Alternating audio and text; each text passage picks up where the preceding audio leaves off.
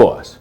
Para resolver o problema lingüístico que coloca a aparición de cualquier novo conceito ou avanzo tecnolóxico, aínda hoxe há quen faga unha pregunta pouco eficaz. E iso como se di na túa aldea? Os preguntadores moitas veces non saben interpretar as respostas que receben, e iso ten provocado que os nosos dicionarios se enchan de palabras con valores excesivamente ampliados ou até disparatados.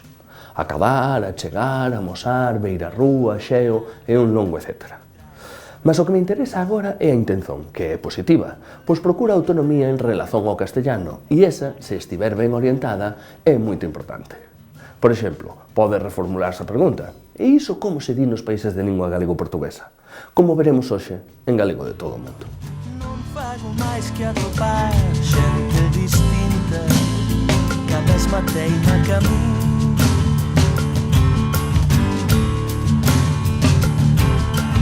Non fago máis que ouvir outras voces que son a mesma voz. A resposta aquí non exclui que se podan e deban ter en conta termos do noso galego vivo, mas ampliándolle o horizonte e avaliando as posibilidades comunicativas das novas propostas, cuxa funcionalidade xa estaría verificada noutras sociedades de lingua galego-portuguesa.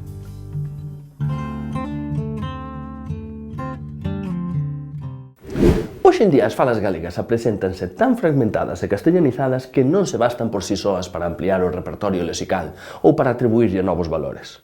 Até porque, cando se intervén, o termo castellano costuma estar xa tan socializado que se torna moi difícil proporlle unha denominación alternativa, e moito máis se proveniente de algunha aldea remota.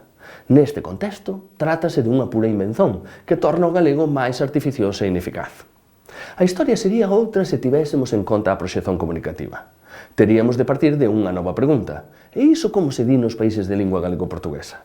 Coa cual iríamos, ademais, propiciar unha actitude imprescindível para as linguas se preservaren vivas: a autonomía dos utentes. Na actualidade, unha academia non consegue acompañar a rapidez con que as sociedades crían ou dan novos valores ás palabras. Non fai sentido que os utentes esperen o ditame dunha academia cualquer, neste caso a RAG, para saberen o que deben ou non usar.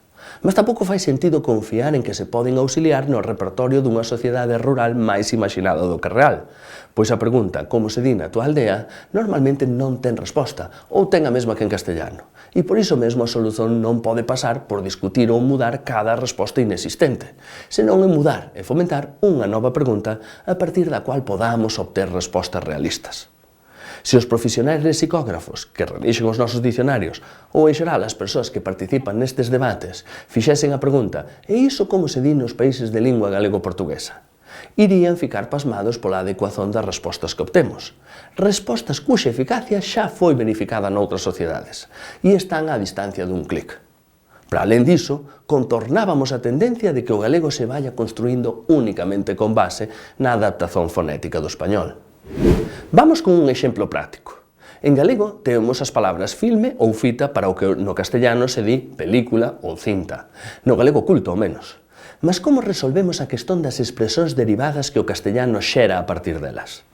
Na seguinte tabela, propóñoche parares o vídeo e seres tú mesmo a dar a solución, respondendo ás dúas preguntas de que falamos: como se di na túa aldea ou como se di na lusofonía?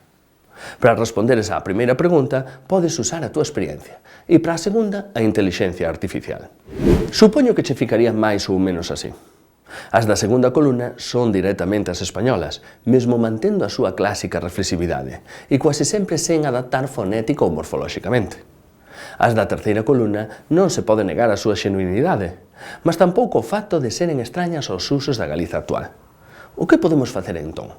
En primeiro lugar, darlles legitimidade, para poderen ser coñecidas e usadas por quen as quixera usar, asumindo que nas circunstancias políticas do galego, ao único que efectivamente poden aspirar é a un uso moito minoritario ao lado das expresións españolas.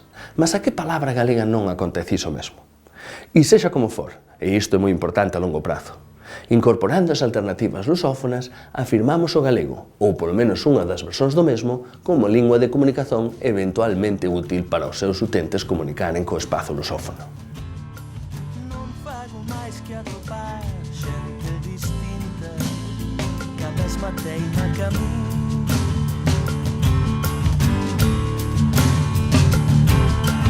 Non fago máis que ouvir outras voces a mesma voz.